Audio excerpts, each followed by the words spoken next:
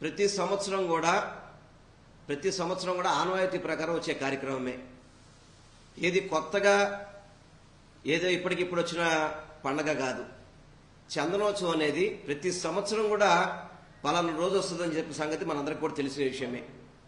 కానీ ఈ ఎన్డీఏ కూటమి ప్రభుత్వం హిందూ దేవాలయాల్ని, హిందువుల్ని ఓటు బ్యాంకుగా వాడుకోవడానికి ప్రయత్నం చేస్తున్నాయి తప్ప హిందూ దేవాలయాల పరిరక్షణలో కానీ, అభివృద్ధిలో కానీ, హిందువులు ఎవరైతే భక్తులు ఉన్నారో వాళ్ళకి సౌకర్యాలు కల్పించడంలో కానీ పూర్తిగా కూడా నిర్లక్ష్యం వహిస్తుంది.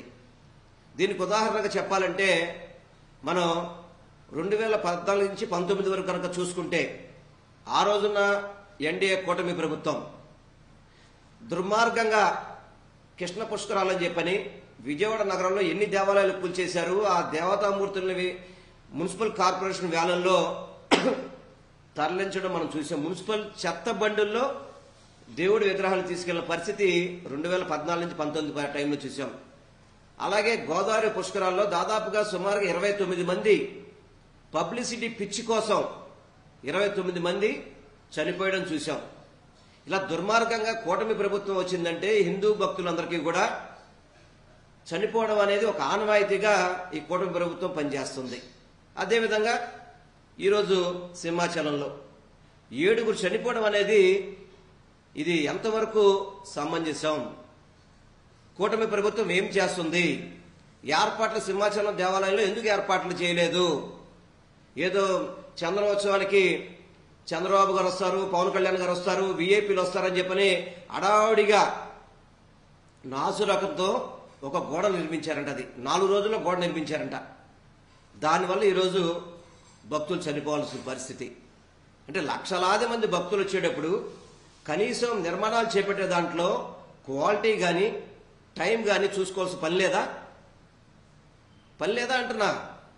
వీళ్ళు చందనోత్సవం మీటింగుల్లో చేసేది ఏంటంటే రివ్యూ మీటింగ్ ఒకసారి జరిగింది.